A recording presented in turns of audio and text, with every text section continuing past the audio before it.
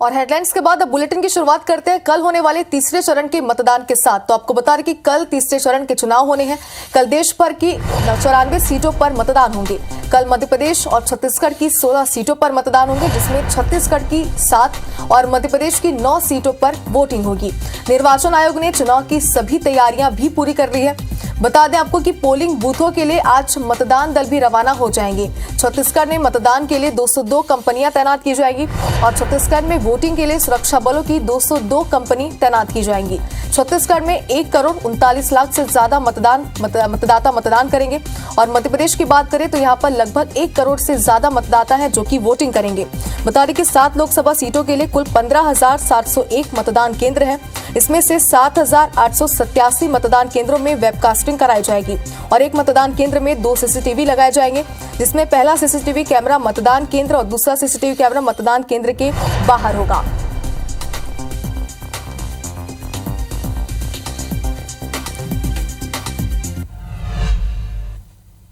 चलिए आपको बताते हैं कि छत्तीसगढ़ की 7 सीटों पर कहां से मतदान होने वाले हैं, कौन कौन से प्रत्याशी मैदान में उतरे हुए हैं। तो मतदान के लिए अगर बात करें तो सरगुजा, रायगढ़, जांजगीर चांपा सीट पर वोटिंग होनी है। इसी के साथ ही कोरबा, बिलासपुर, दुर्ग, रायपुर सीट पर भी मतदान होने हैं। 4 जून को नतीजे आ जाएंगे लोकसभा चुनाव के। और अब आपको बताते हैं कि कहां से कौन प्रत्याशी मैदान में उतरे हुए हैं। सबसे पहले बात करते हैं सरगुजा की।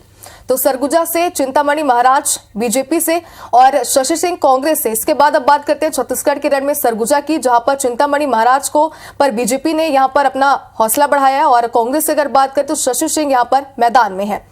और इसके बाद अब बात करेंगे कौन कहां से प्रत्याशी है, जिसमें बिलासपुर की अगर बात करें तो यहां पर बीजेपी ने तोखन साहू को अपना प्रत्याशी बनाया। और अब अगर बात करें कांग्रेस की तो देवेंद्र यादव यहां से मैदान में है। टक्कर का मुकाबला यहां पर होने वाला है तोखन साहू और देवेंद्र यादव के बीच। अब बात करते हैं राजधानी रायपुर की, तो यहां से बृजमोहन अग्रवाल बीजेपी से प्रत्याशी और कांग्रेस की बात करें तो विकास उपाध्याय यहां पर कांग्रेस से प्रत्याशी बनाए गए। दोनों के बीच टक्कर का मुकाबला है। चुनाव प्रचार प्रसार में दोनों ने ही अपनी पूरी ताकत झोंक दी थी। और इसके बाद अगर आगे के रण की बात करें तो दुर्ग से विजय बघेल पर भाजपा ने भरोसा जताया है और कांग्रेस से अगर बात करें तो राजेंद्र साहू पर कांग्रेस ने अपना भरोसा जताया है। तो दोनों ही प्रत्याशियों ने लगातार प्रचार प्रसार किए हैं और अब दोनों की किस्मत कल ईवीएम में कैद हो जाएगी। बात करें अगर कोरबा की तो यहाँ से बीजेपी से सरोज पांडे और कांग्रेस की अगर बात करें तो यहाँ पर ज्योत्सना महंत मैदान में है।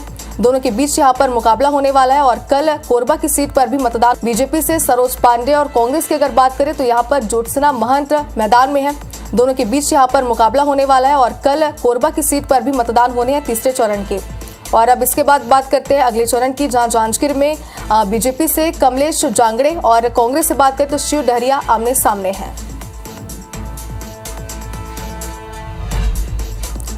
और चलिए अब बात करते हैं मुख्यमंत्री विष्णुदेव साय के दौरे की। तो पत्थलगांव के दौरे पर रहेंगे मुख्यमंत्री, अपने गृह ग्राम बगिया जाएंगे।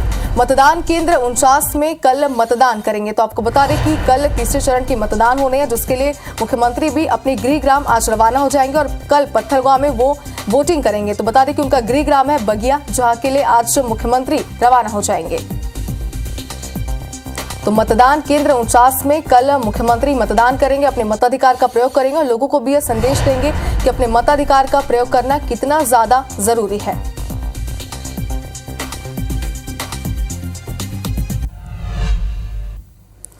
और छत्तीसगढ़ के कांग्रेस दफ्तर में स्थानीय नेताओं की बदसलूकी से नाराज राष्ट्रीय प्रवक्ता राधिका खेड़ा ने पार्टी से इस्तीफा दे दिया है। उन्होंने सोशल मीडिया पर अपना इस्तीफा पोस्ट करते हुए कांग्रेस नेतृत्व पर जमकर निशाना साधा।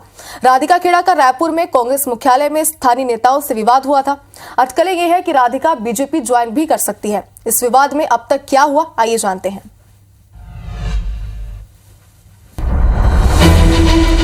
ये वही राधिका खेड़ा है जो 22 सालों से कांग्रेस पार्टी के साथ खड़ी रही। छात्र राजनीति से ही कांग्रेस की विचारधारा के साथ जिन्होंने पार्टी के लिए हर मोर्चा पर कदम ताल किया, रविवार को कांग्रेस को अब ये अलविदा कह चुकी है। कांग्रेस अध्यक्ष मल्लिकार्जुन खड़गे को भेजे अपने इस्तीफे में उन्होंने पार्टी की नीति और नियत पर सवाल खड़े कर दिए। खास बात यह है कि राधिका ने भी पार्टी को अलविदा कहने वाले बाकी कांग्रेस प्रवक्ताओं की तरह ही कांग्रेस को राम विरोधी साबित करने की कोशिश की। राधिका ने कहा कि वो अयोध्या में राम मंदिर में श्री राम लला के दर्शन से खुद को रोक नहीं पाई और इसके बाद ही पार्टी के भीतर हर स्तर पर उन्हें निशाने पर लिया जाने लगा। राधिका ने कहा कि वो लड़की है और लड़ सकती है और अब भी वो वही कर रही है। आदिकाल से लेकर आज तक ये सत्य है, कटु सत्य है कि जब जब किसी ने धर्म का साथ दिया है तो उसका विरोध हुआ है। चाहे हिरण्यकश्यप जी हो, चाहे रावण से लेकर कंस तक, ये सब उदाहरण है कि किस तरीके से जब जब धर्म का साथ दिया जाता है तो उन लोगों का विरोध किया जाता है। श्री अयोध्या धाम, रामलल्ला की जन्मभूमि, हम सब हिंदुओं के लिए बहुत ही पवित्र स्थली है और मैं वहाँ दर्शन करने से अपने आप को रोक नहीं पाई, लेकिन वहाँ जाने का विरोध इस कदर मुझे सहना पड़ेगा, मैंने अपने जीवन में कभी नहीं सोचा था। मेरे साथ छत्तीसगढ़ प्रदेश कांग्रेस कार्यालय में अभद्रता हुई, मुझे वहाँ पे धक्का मुक्की करी गई, कमरे में बंद कर दिया गया, लेकिन मेरे साथ न्याय नहीं हुआ। मैं चीख चीख कर गुहार करती रही, छोटे से लेकर सबसे बड़े शीर्ष नेतृत्व तक गुहार करती रही, लेकिन मुझे न्याय नहीं मिला। पार्टी अध्यक्ष खड़गे के नाम लिखे पत्र में राधिका ने पार्टी के भीतर भेदभाव के भी आरोप लगाए हैं। मैं अभी इसी बात पे कायम रहना चाहूँगी क्योंकि एक बहुत ही संवेदनशील मुद्दा है और मैं बहुत परेशान हूँ, बहुत दुखी हूँ, बहुत ही अंदर से, और मेरे को इस बात को बोलने में और बहुत पीड़ा से इस समय गुजर रही हूँ क्योंकि एक बहुत भारी मन से मैं इस्तीफा दे रही हूँ। आज 22 साल मैंने जहाँ दिए हैं, जिस विचारधारा के लिए मैं लगातार लड़ी हूँ, न्याय के लिए और लोगों की न्याय के लिए बात करती हूँ। हमारी पार्टी बात करती है महिला न्याय के लिए, किसान न्याय के लिए, युवा न्याय के लिए, श्रमिक न्याय के लिए, और जब खुद के घर में अन्याय होता है और उस पर चुप्पी साध लेते, क्योंकि सिर्फ इसीलिए क्योंकि हम राम जी के दर्शन करके आए और न्याय देने से हमें इनकार कर दिया जाता है, तो इस समय ये बहुत ही गहरी चिंतन की बात है। अब एक बार जान लीजिए कि आखिर राधिका खेड़ा के इस बखेड़े की पूरी इनसाइड स्टोरी क्या है। दरअसल 30 अप्रैल को राधिका खेड़ा राजीव भवन में नेताओं से चर्चा कर रही थी। पीसीसी संचार प्रमुख सुशील आनंद शुक्ला ने इस पर आपत्ति जताई। राधिका खेड़ा के प्लानिंग करने पर नेताओं को फटकार तक लगाई, जिसके बाद प्रदेश कांग्रेस नेताओं और राधिका खेड़ा के बीच जमकर बहस हुई। 1 मई को राधिका खेड़ा ने ट्वीट कर अपमान पर दुख जताया।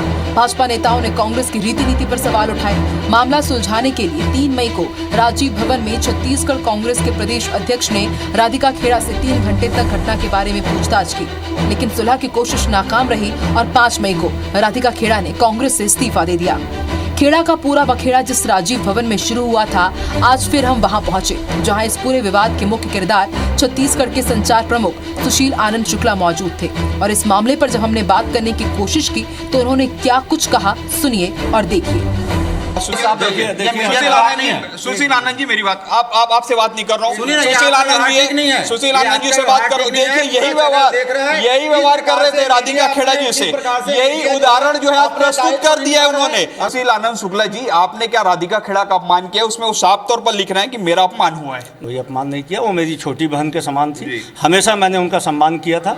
आज भी वो पार्टी छोड़ी है, एक महिला होने के नाते मैं उनका सम्मान करता हूँ। राधिका ने इस्तीफा दे दिया है, मगर इसका मतलब ये नहीं कि खेड़ा पर बखेड़ा का अंत हो गया हो, या यूं कहें कि ये तो नए बखेड़े की शुरुआत है, क्योंकि जिस पार्टी ने रामलला के प्राण प्रतिष्ठा का निमंत्रण ठुकराकर बीजेपी को बड़ा मुद्दा दिया था, उस पार्टी की नेत्री ने पार्टी नेताओं पर यह कहते हुए आरोप लगाया कि राम मंदिर दर्शन के कारण ही उनका विरोध हो रहा है, और वहीं ये संकेत भी दिए हैं कि कहीं ना कहीं वो बीजेपी की विचारधारा से प्रभावित है। तो अब सवाल यही है कि क्या वो भी कांग्रेस छोड़ने वाली बाकी प्रवक्ताओं की तरह बीजेपी में डेरा डालने वाली हैं? इस पूरे मामले में जोरदार सियासत हो रही है, राजनीतिक भूचाल आया हुआ है। इस पूरे मुद्दे पर छत्तीसगढ़ के मुखिया विष्णुदेव साय क्या कह रहे हैं, वो भी आप सुनिए।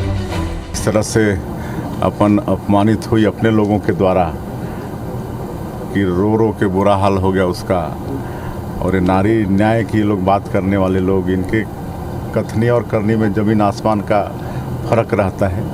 और इसी कारण से आज कांग्रेस की जो दुर्गति हो रही है, एक छत्र शासन करने वाले लोग 55-60 साल तक आज ये लोग विलुप्त होते जा रहे हैं। राष्ट्रीय अध्यक्ष माननीय खड़गे जी को चिट्ठी लिखे है, और ये तो उनका व्यक्तिगत निर्णय है। रही बात राम मंदिर, तो कोई भी जा सकता है, देश का हर नागरिक जा सकता है। ये घर परिवार की बात था, तो इसको किसी जाति या धर्म से या किसी मंदिर से जोड़ के नहीं देखना चाहिए। मैंने सभी लोगों से 1-to-1 चर्चा की और पर्याप्त समय तक सभी चीज़ें जानने की कोशिश की, चर्चाएं की, और उसके बाद उसके आधार पर AICC ने जो रिपोर्ट मांगे थे वो रिपोर्ट मैंने बना के भेज दी। बाकी निर्णय तो पार्टी को करना था।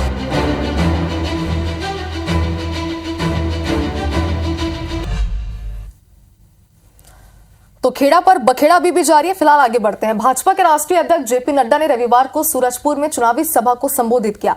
इस दौरान उन्होंने विपक्ष पर जमकर हमला बोला। नड्डा ने कहा कि कांग्रेस भ्रष्टाचार और परिवारवाद का टोला है। उन्होंने विपक्ष को सनातन विरोधी भी करार दिया। इसके साथ ही भाजपा सरकार की उपलब्धियों को बताते हुए कहा कि अब विकसित भारत के संकल्प को पूरा करने का समय आ चुका है। क्या कुछ कहा, देखिए इस रिपोर्ट में। मां कुतरागढ़ी का अभिवादन करें, माननीय नड्डा जी का स्वागत करें। हर दिन घोटाला होत रही कि ना? बोलो, घोटाला होता था कि नहीं? हर दिन घोटाला होत रही कि ना? आई गोठान घोटाला होए कि ना? हुआ था कि नहीं हुआ था? आज मोदी जी के राज में हम कोई घोटाला नहीं, कोई कुछ नहीं। 10 साल पहले राजनीति होती थी, वोट बैंक की राजनीति, राजनीति होती थी धर्म की राजनीति, जात की राजनीति। जो कुछ कर सकते हो करो, लेकिन वोट आना चाहिए, ये राजनीति चलती थी। लेकिन मोदी जी ने 10 साल में राजनीति की परिभाषा बदल डाली। इस कार्य को करने के लिए रिपोर्ट कार्ड की पॉलिटिक्स, अकाउंटेबिलिटी की पॉलिटिक्स, जो कहा वो किया, जो नहीं कहा वो भी करके दिया, ये हम लोगों ने नई संस्कृति को उजागर किया। यह चुनाव मोदी जी के नेतृत्व में विकसित भारत के संकल्प को पूरा करने का चुनाव है। इसको भी हमको याद रखना चाहिए। और अब सियासी खबरों के बाद कुछ अन्य खबरों का रुख करते हैं। लोन वर्राटू अभियान के तहत दंतेवाड़ा पुलिस को बड़ी सफलता मिली है। एसपी गौरव राय के समक्ष 35 नक्सलियों ने सरेंडर किया। सरेंडर करने वालों में 3 इनामी नक्सली भी शामिल हैं। तीनों नक्सलियों पर 1-1 लाख का इनाम घोषित है। सभी नक्सली अलग अलग इलाकों में सक्रिय थे। नक्सल संगठन में रहते हुए ये सभी अलग अलग काम करते थे। ये नक्सली बंद के दौरान सड़क खोदने, पॉम्पलेट लगाने जैसे काम करते थे। जिला पुलिस दंतेवाड़ा के समक्ष 35 माओवादियों ने समर्पण किया, जिसमें से 3 1-1 लाख के इनामी माओवादी भी हैं।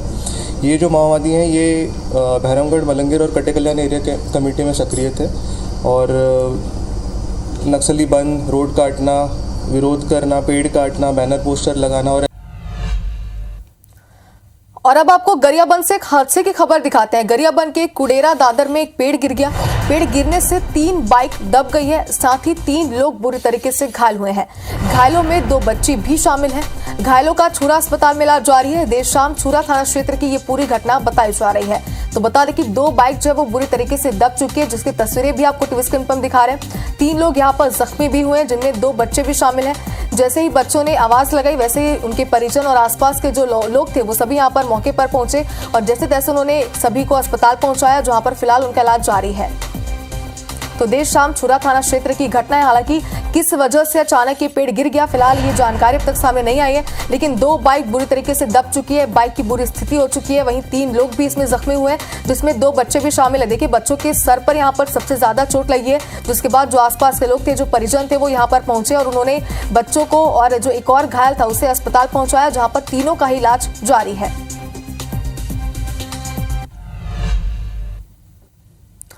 और राज्य में दंतैल हाथियों का उत्पात लगातार जारी है। फिंगेश्वर के करीब दंतैल हाथी पहुंच गया है। लोगों में दहशत का माहौल है। 20 से ज्यादा गांव में वन विभाग ने अलर्ट जारी किया है।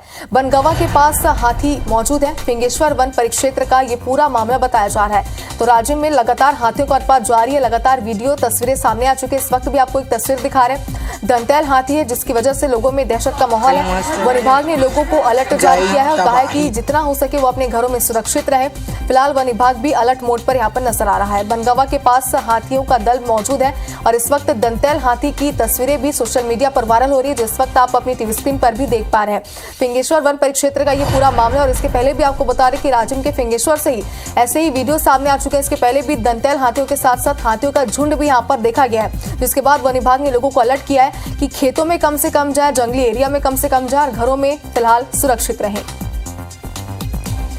तो 20 से ज्यादा गांवों में वन विभाग ने अलर्ट यहां पर जारी किया। देखिए वीडियो भी सामने आ चुका है, जो वहां के रहवासी थे, जो स्थानीय लोग थे, उन्होंने ये वीडियो बनाया और किस तरीके से सड़कों पर गलियों पर ये दंतैल हाथी आराम से विचरण कर रहा है, खेतों में भी विचरण करता हुआ यहाँ पर नजर आ रहा है। ये आप खुद देख सकते हैं, लोगों में भी दहशत का माहौल है। वन विभाग भी पूरी तरीके से अलर्ट मोड पर है, लेकिन साथ ही ग्रामीणों को भी वन विभाग ने अलर्ट किया है।